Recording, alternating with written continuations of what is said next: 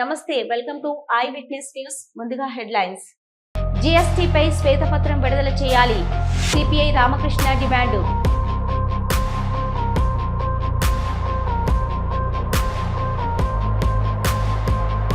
ప్రధాని నరేంద్ర మోదీ పర్యటనతో సీమకు ఒరిగిందేమీ లేదు, ఎస్వి మోహన్ రెడ్డి విమర్శ.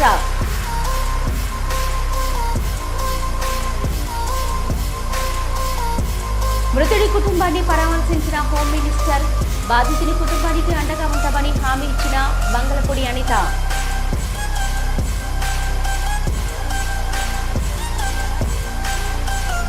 జీఎస్టీపై శ్వేతపత్రం విడుదల చేయాలని సిపిఐ రాష్ట్ర కార్యదర్శి రామకృష్ణ ముఖ్యమంత్రిని డిమాండ్ చేశారు.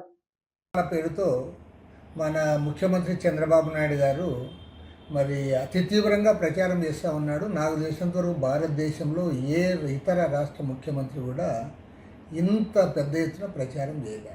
మొన్న ప్రధాని మోడీ గారిని ఆహ్వానించి భారీ ఎత్తున సభను కూడా కర్నూలులో ఏర్పాటు చేశాడు. మరి ఇంత ప్రచారం చేస్తూ ఉంటే నిజంగా జీఎస్టీ వల్ల మనకైనా అంత పెద్ద ఎత్తున ఏమన్నా ఆదాయం వస్తూ ఉందంటే అంత పెద్ద ఎత్తున ఆదాయం ఆంధ్ర రాష్ట్రానికి రావడంలే. మన రాష్ట్రానికి గత మాసంలో 3,500 కోట్లు వస్తే ఈవెన్ తెలంగాణలో 5,100 కోట్లు వచ్చిందంటున్నారు. ఒరిస్సాలో 5,700 కోట్ల రూపాయలు వారికి జీఎస్టీ ద్వారా ఆదాయం వచ్చిందని చెప్తా ఉన్నారు. మహారాష్ట్రలో 27,000 కోట్ల రూపాయల ఆదాయం వచ్చిందని చెప్తా ఉన్నారు.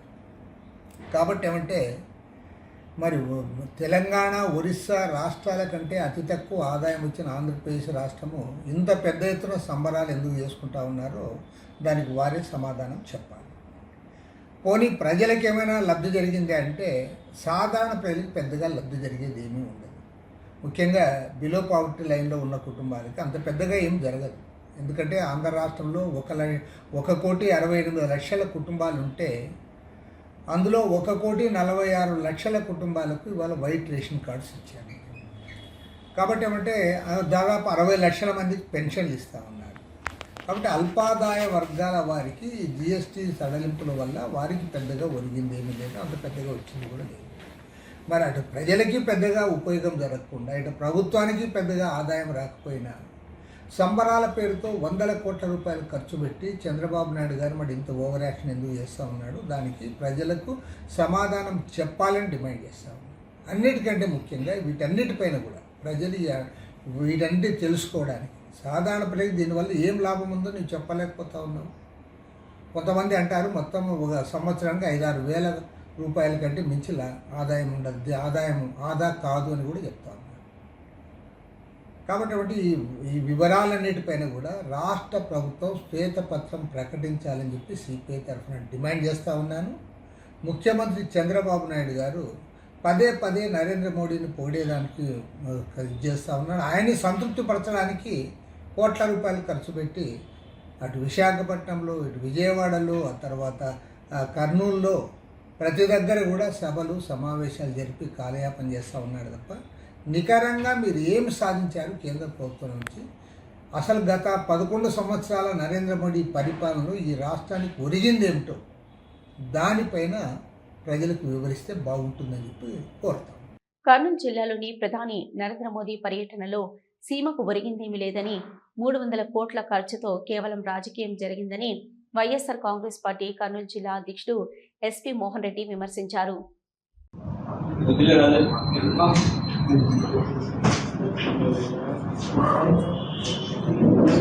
నిన్న 16వ తేదీన ప్రధానమంత్రి గారు కర్నూలు జిల్లాకు విచ్చేయడం జరిగింది. శ్రీశైలంలో దర్శనం చేసుకున్నాడు. కర్నూలు జిల్లాలో మీటింగ్ పెట్టి ప్రజలను ఉద్దేశించి మాట్లాడినాడు. చాలా సంతోషం. కానీ మన రాష్ట్ర మంత్రులు 10 మంది కర్నూలులో, దాదాపు 5-6 మంది మంత్రులు శ్రీశైలంలో, 41 మంది ఐపీఎస్ ఆఫీసర్లు, దాదాపు 20-25 మంది ఐఏఎస్ ఆఫీసర్లు, అన్ని డిపార్ట్మెంట్ల హెడ్లు, ఎమ్మెల్యేలు, దాదాపుగా 10-11 వేల మంది శ్రీశైలం కర్నూలు కలిపితే కానిస్టేబుల్, ఎస్ఐలు, డిఎస్పీలు, సిఐలు, ఇంతమంది 300 కోట్లు ఖర్చు పెట్టి కర్నూలు జిల్లాలో ఇక్కడ పరిపాలన అంతా స్తంభింపజేసినారు, అంత బాగానే ఉంది. మొత్తం మీద ప్రధానమంత్రి గారు వచ్చినారు, పోయినారు. కానీ ప్రధానమంత్రి గారు ఏ రాష్ట్రానికైనా వచ్చినప్పుడు, ఒక పబ్లిక్ మీటింగ్ ఉన్నప్పుడు ఆ రాష్ట్ర ముఖ్యమంత్రి ఏదైనా ప్రధానమంత్రి గారి దృష్టికి రాష్ట్రంలో ఉన్నటువంటి సమస్యలు ఏముంటాయి, లేకుంటే ఇక్కడ కావాల్సినట్టు కేంద్ర ప్రభుత్వం నుంచి కావాల్సినటువంటి సహకారం ఏంటి, కేంద్ర ప్రభుత్వాన్ని ఇమ్మీడియట్గా ఇన్సెంటివ్గా రావాల్సినవి రావాలి, ఇవి ఇవ్వండి అని అడగలేరా? శ్రీకాళహస్తీశ్వర ఆలయంలో శ్రీ మృత్యుంజయ స్వామివారికి విశేష అభిషేక పూజలు నిర్వహించారు. స్వామివారికి రుద్రాభిషేకాలు, వివిధ రకాల అర్జిత సేవలను జరుపుకొని భక్తులు మొక్కులను తీర్చుకున్నారు.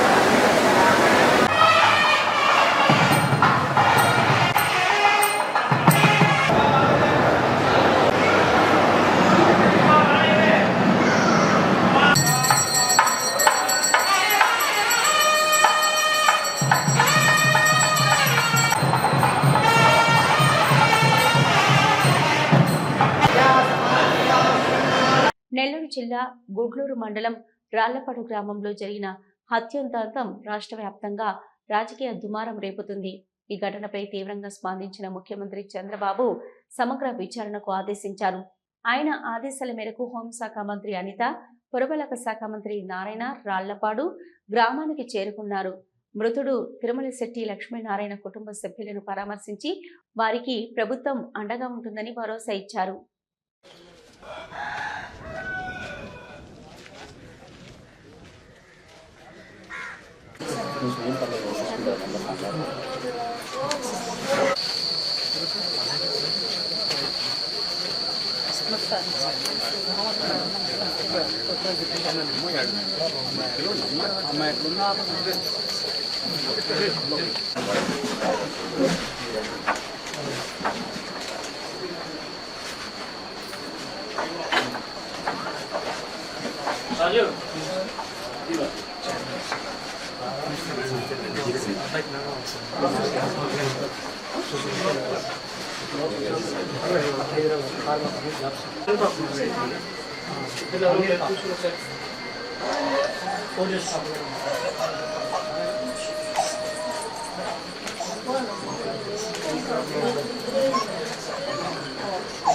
మధ్యలో తీసుకొచ్చేసావా? పర్లేదు, పాల్గొట్టమ్మా. పర్వాలేదు, వెయిట్ చేస్తాం మేము.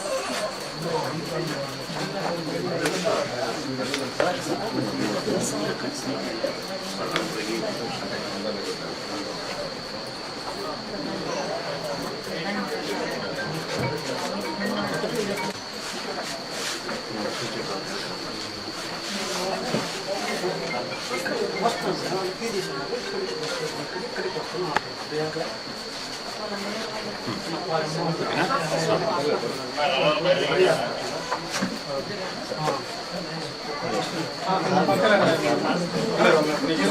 అక్టోబర్ 2వ తారీఖున మనకి జరిగిన సంఘటన మనందరికీ తెలుసు, చాలా దురదృష్టకర సంఘటన. ఆ సంఘటనలో లక్ష్మీనాయుడు అబ్బాయి 25 సంవత్సరాల వ్యక్తి అతి దారుణంగా హరిశ్చంద్ర ప్రసాద్ అనే వ్యక్తి వల్ల హత్య చేయబడడం మనందరికీ కూడా తెలుసు. నిజంగా ఎంత దురదృష్టకర సంఘటన అంటే, ఒక చిన్న ఆర్థిక లావాదేవీల మధ్యలో డబ్బులు అడిగేదానికి మధ్యలో జరిగిన గొడవలో అతి పైశాచికంగా, చెప్పాలంటే బ్రూటల్గా, ఒక ప్లాన్ ప్రకారం ఆ అబ్బాయిని చంపడం అనేది మనందరం కూడా చూస్తున్నాం. ఇన్ఫర్మేషన్ తెలుసుకున్న వెంటనే పోలీసులు ఇమీడియట్గా ఆ అబ్బాయిని మనం పట్టుకొని మళ్ళీ రిమాండ్ కూడా పంపించడం జరిగింది. ఈ హత్య జరిగిన సందర్భంలో హరిశ్చంద్ర ప్రసాద్ వాళ్ళ తండ్రిని కూడా అదుపులోకి తీసుకొని అతను కూడా ప్రొవోక్ చేస్తున్నారు, అతను కూడా హత్యకు ప్రేరేపించారు అన్న సంగతి తెలుసుకొని తండ్రిని కూడా ఇమీడియట్గా కస్టడీలోకి తీసుకొని వాళ్ళిద్దరినీ కూడా ఇప్పుడు రిమాండ్కి పంపించడం జరిగింది. ఈ హత్య కేసుని సమగ్రంగా విచారణ జరిపించడమే కాదు, ఎక్కడా కూడా ఎటువంటి ప్రలోభాలకి లొంగకుండా, ఎక్కడ ఎటువంటి ఇబ్బందులు కలగకుండా, ఎవరైతే బాధిత మహిళ ఎవరైతే ఉన్నారో తనకి న్యాయం జరిగే క్రమంలో ఈరోజు గవర్నమెంట్ చర్యలు తీసుకునే విధంగా కేసు కూడా కట్టడం జరిగింది. ఈ ఆర్థిక లావాదేవీలతో పాటు ఈ అమ్మాయిని కొంచెం హెరాస్మెంట్ కూడా చేస్తున్నాడు అన్న సంగతి తెలుసుకొని ఇమీడియట్గా దాని మీద కూడా కేసులు కట్టడం జరిగింది. ఇమీడియట్గా రిమాండ్కి కూడా పంపించడం జరిగింది. మీ అందరికీ తెలుసు, ఈ అమ్మాయికి కూడా, సుజాతకి కూడా 2 చిన్న బిడ్డలు, ఆ అమ్మాయికి కూడా 1 సంవత్సరం ఆడపిల్ల. నంద్యాల శ్రీ ప్రధానందీశ్వర స్వామి దేవాలయంలో దీపావళి సందర్భంగా ప్రత్యేక పూజలు నిర్వహించారు.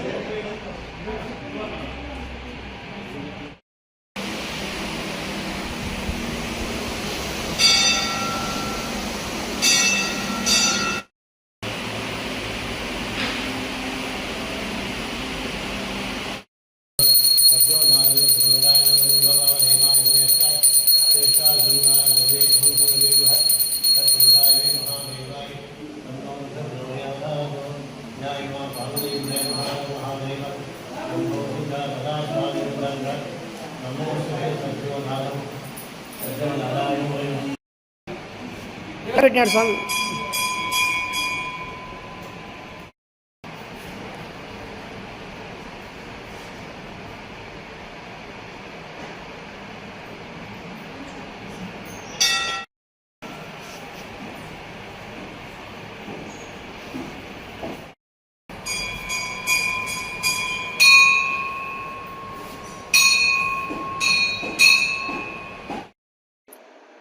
ఓం వాగర్తావివ సంపృక్తౌ వాగర్త ప్రతివర్తజే జగతపితరౌ వందే పార్వతీ పరమేశ్వరౌ. స్థానిక నంద్యాల పట్టణంలో చామకాలవ దగ్గర వెలిసినటువంటి శ్రీ కేదారేశ్వరి సమేత ప్రమథనందీశ్వర స్వామి దేవస్థానమునందు కార్తీక మాసం సందర్భంగా 22/10/2025 ప్రారంభమవుతున్నది. ఈ కార్తీక మాసం అంతటా కూడా ప్రతిరోజు స్వామికి విశేషమైనటువంటి అర్చనలు, అభిషేకాదులు జరపబడును. అదేవిధంగా నిత్యము అన్నదాన కార్యక్రమము, ప్రతి సోమవారము సాయంత్రం పూట పల్లకి సేవ అనేటువంటి కార్యక్రమాలన్నీ కూడా జరపబడతాయి. మరి వచ్చే నెల 18 మాస శివరాత్రి కార్తీక త్రయోదశి రోజు స్వామివారికి కళ్యాణ మహోత్సవము జరిపి 20/11/2025 గురువారం రోజున ప్రదోషంలో స్వామికి దేవాలయ ప్రాంగణము చుట్టూ కూడా రథోత్సవం అనేటువంటి కార్యక్రమం ఎంతో కోలాహలంగా జరపబడుతుంది. కావున ఈ నెల రోజులు కన్నుల పండుగగా జరిగేటటువంటి స్వామివారి కైంకర్యాలలో నంద్యాల చుట్టుపక్కల వారు, నంద్యాల ప్రజలు అందరూ కూడా నవనందుల్లో మొదటైనటువంటి ఈ ప్రమథనందీశ్వర స్వామి దర్శనానికి వచ్చి స్వామివారికి జరిగే పూజా కైంకర్యాల్లో పాల్గొని తీర్థ ప్రసాదములు స్వీకరించి స్వామివారి యొక్క కృపకు పాత్రులు కావాలని కోరుతున్నాం. శ్రీ మహాగణాధిపతయే నమః. ఓం మహేశ్వర సరస్వత్యై నమః. ప్రథమనందీశ్వర దేవస్థానంలో కార్తీక మాసం మాసపూర్తి విశేషమైన పూజ కార్యక్రమాలు జరుగుతాయి.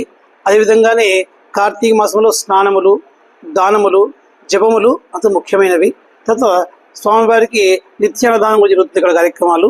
ఇవన్నీ కూడా చేయడం వల్ల ప్రతి ఒక్కరికి కూడా మంచి ఫలితాలు వస్తాయి. ఆరోగ్యము, సంపద, భోగభాగ్యాలు, మనశ్శాంతి, సద్బుద్ధి, జ్ఞానం కలుగుతాయని పెద్దలు చెబుతారు. కాబట్టి ఈ కార్యక్రమంలో అందరూ పాల్గొని స్వామివారి పడుకోవాలని కోరుతున్నాము. ఒంటరిగా ఉన్న ఓ వృద్ధురాలిపై మరో మహిళ కత్తితో దాడి చేసి 3 తులాల బంగారు ఆభరణాలు లాక్కెళ్లిన ఘటన నంద్యాల పట్టణంలో చోటు చేసుకుంది.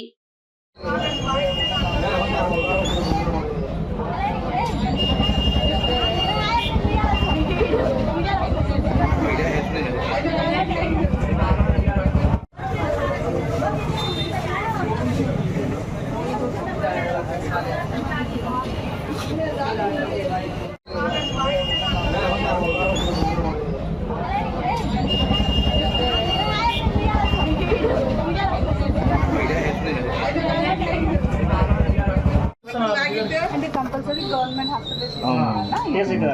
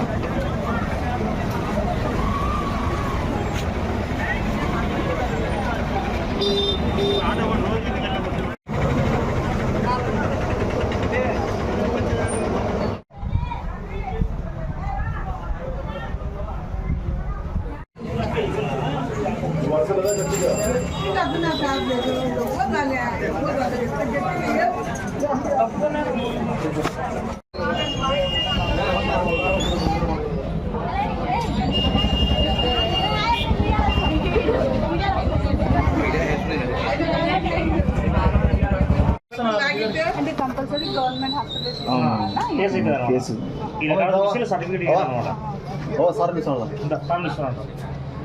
ఫోన్ చేస్తుంది. చిలుకు తీసుకొని వచ్చిందంట ఆమె. వచ్చి ఒక గొంతు మీద కట్టి పెట్టి గాజులు ఇస్తావా లేదా అని అడిగింది. ఈమె పిలిచేతలకే ముస్లామే కదా, ఏం చేయలేదు కదా, దొబ్బి ఆమె పోతు ఇక్కడ క్రాక్ చేసి ఆమె తీసుకొని వెళ్ళిపోయింది. తిరుమల శ్రీవారి ఆలయంలో దీపావళి ఆస్థానం శాస్త్రోక్తంగా నిర్వహించారు. ఆలయ అర్చకులు, తిరుమల జియంగార్ స్వాములు, పలువురు టీటీడీ బోర్డు సభ్యులు, ఉన్నతాధికారులు ఆగమోక్తంగా జరిగిన కార్యక్రమంలో పాల్గొన్నారు.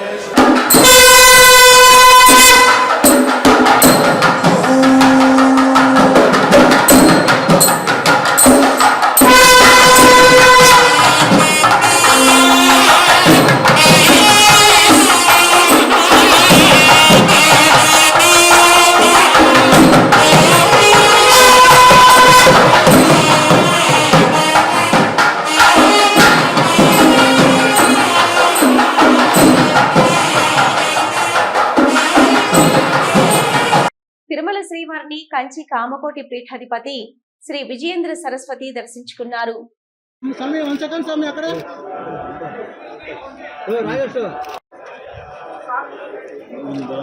మన భారతదేశము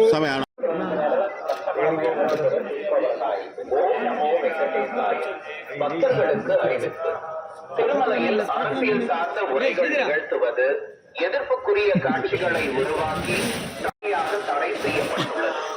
விதிமுறைகளை மீறினால் சட்டப்படி நடவடிக்கை எடுக்கப்படும். Namo Venkatesaya.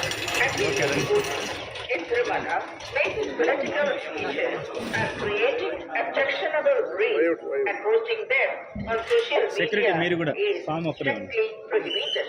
Legal भाषण देना और आपत्तिजनक रील बनाकर सोशल मीडिया पर पोस्ट करना उचित उल्लंघन करने वालों के विरुद्ध कानूनी कार्रवाई की जाएगी.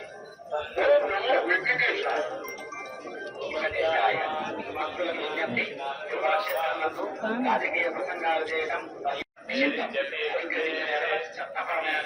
స్వామి திருமலையில் அரசியல் சார்ந்த உரைகள் நிகழ்த்துவது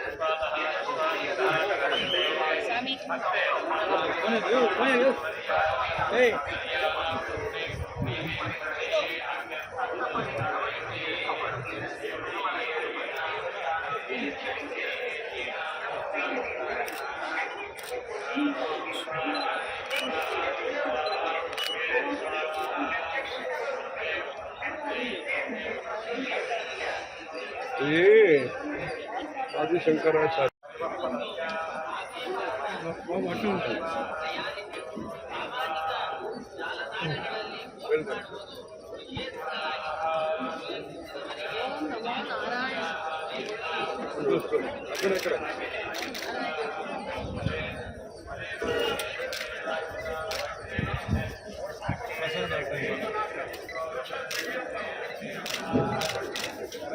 నా మీద కొనుక్కోండి నిత్యశ్రీ నిత్యమంగళం. మన భారతదేశము ప్రాచీన ఆచారంతో నూతనమైన విజ్ఞానంతో మన కుటుంబ సభ్యతతో భక్తి సేవ పరస్పర మైత్రి సౌజన్యంతో ఆరోగ్యమైన దేశంగా ఆర్థికంగా బలమైన దేశంగా ఆధ్యాత్మిక ఆలోచనలు ఆధ్యాత్మిక ఆచరణ కలిగిన దేశంగా సమగ్ర వికాసం అందరికీ వికాసం కలగటానికి ఈరోజు నరక చతుర్దశి దీపావళి పుణ్యకాలం రోజు తైలే లక్ష్మీ జలే గంగా అని చెప్పి ఈరోజు పుణ్యస్నానం చేసిన అందరికీ కూడా లక్ష్మీ కటాక్షము గంగా పవిత్రత అందరికీ కలగాలని భూలోక వైకుంఠమైన తిరుమలలో వెంకటేశ్వర స్వామి పాదములో ప్రార్థన చేయటం జరిగింది. అందరూ కూడా భక్తితో ఉండి సేవాభావంతో ఉండి పేదరిక ఉన్మూలనము అనారోగ్యం ఉన్మూలనము దారిద్ర్య ఉన్మూలనం అందరికీ కలిగి అందరూ సుఖము శాంతి భద్రతతో ఉండాలని మన దేశం సారవంతమైన భూమి మంచి నీరు మంచి పంచభూతాలన్నీ మంచిగా ఉండాలని స్వామిని ప్రార్థన చేసుకుంటున్నాము. శ్రీమద్ రమణ గోవింద గోవింద. ఇవి ఇప్పటివరకున్న అప్డేట్స్. చూస్తూనే ఉండండి న్యూస్.